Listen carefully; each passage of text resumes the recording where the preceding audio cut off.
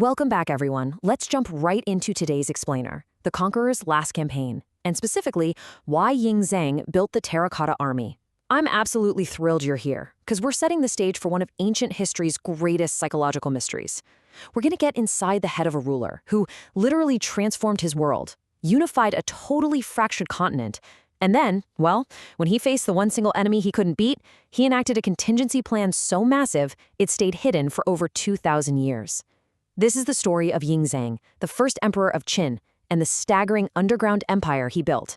It's a question that completely defies our modern understanding of military logistics, right? What drives an emperor to build an army he can never actually use in life? Just think about the sheer resources for a second. The manpower, the absolute obsessive dedication needed to craft thousands upon thousands of life-sized, heavily armed warriors, just to immediately bury them in the dirt. To understand exactly why Ying Zhang built these soldiers, we really have to dive deep into the mind of a ruler who was honestly obsessed with control. A man whose entire existence, from his troubled youth to his incredibly paranoid final days, was defined by conquest and this terrifying necessity of having absolute military might. Section 1. The Warring States Conqueror. Because to really get why he built a clay army for the afterlife, we first got to understand the brutal necessity for military power during his youth in the Qin state. Okay, so for centuries, China wasn't a unified nation at all. It was this fractured battleground of 7 rival kingdoms constantly at each other's throats. Ying Zhang was born into the state of Qin. This was a dangerous, rugged region out west, where having a powerful military wasn't just a point of pride, it was literally life or death.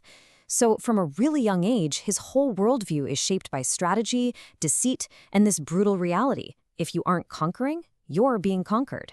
And the speed of his eventual conquest, it's just staggering. He didn't just win a few skirmishes, he systematically dismantled centuries-old rival states. In 230 BCE, the central state of Han falls.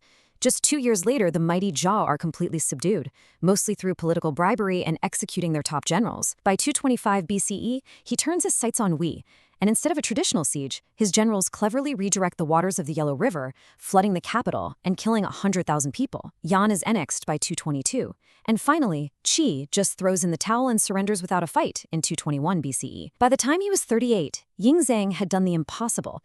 He unified all of China under his iron fist, becoming its very first emperor. Section 2. Unifying a fractured empire. You see, conquering those rival states was really only the beginning. Now he faced the monumental task of actually controlling them. Think about it. How do you control a massive, fractured, culturally diverse empire that absolutely despises you? You've just spent decades slaughtering their armies and flooding their capitals. Well, to keep them in line, he relied on absolute systemic domination.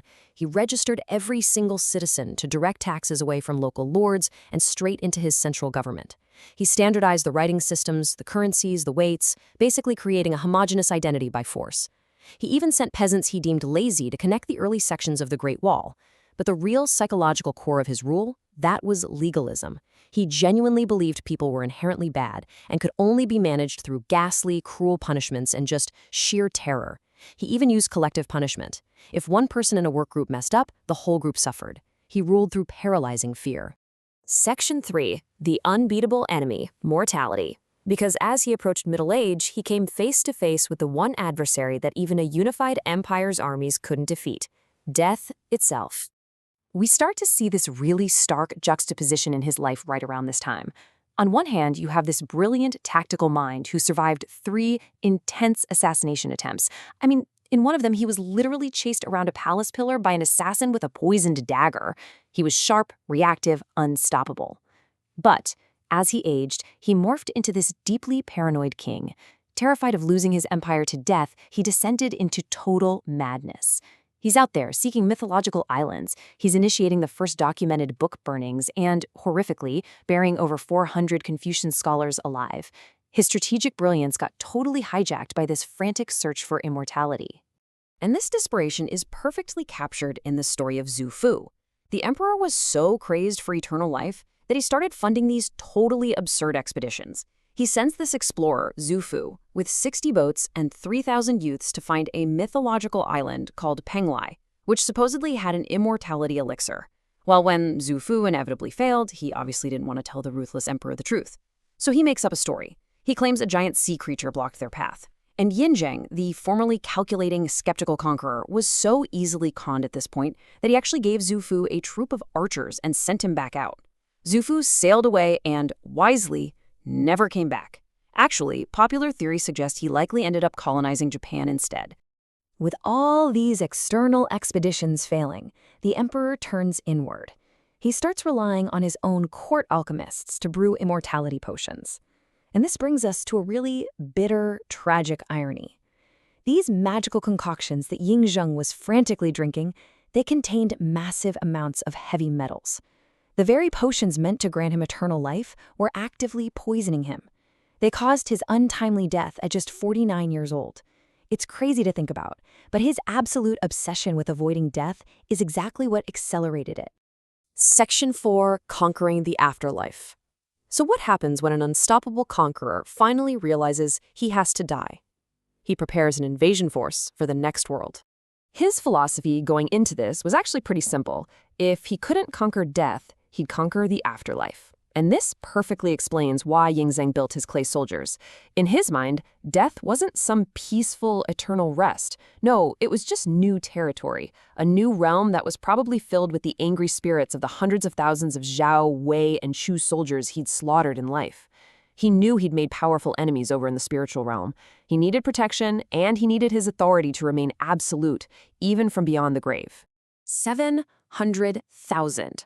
I want that number to just sink in for a second. That is the estimated number of workers conscripted to build his grand underground mausoleum. They literally hollowed out entire mountains.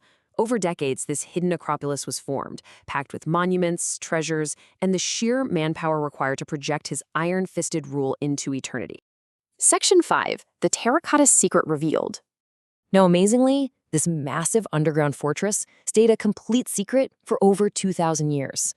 It wasn't until 1974, when some local farmers were just digging a well, that the earth finally gave up the emperor's ultimate contingency plan. What they uncovered is known today as the eighth wonder of the world. Guys, this wasn't just some symbolic tomb. It was a functioning, mass-produced military unit, literally frozen in clay. We're talking thousands of warriors arrayed in exact battle formation, strictly categorized by military rank. Infantry, archers, cavalry, the whole shebang. They were armed with real, brand-new, mass-produced bronze weapons that had never even seen a mortal battlefield. They were forged exclusively for the afterlife. And perhaps the most haunting detail, no two warriors share the same facial features. They were individualized, personalized soldiers meant to serve their emperor forever. He built them because his entire identity, his whole mechanism of control, relied on military dominance. He just couldn't exist without an army to command. Which leaves us with one final, fascinating thought to ponder. Did Yingzheng truly achieve the immortality he so desperately sought? I mean, he was terrified of fading away. He drank poison trying to live forever. And physically, yeah, he failed miserably. He died relatively young in the back of a merchant caravan, with his rotting corpse masked by the smell of dead fish, thanks to his own scheming advisors. But look at what he left behind.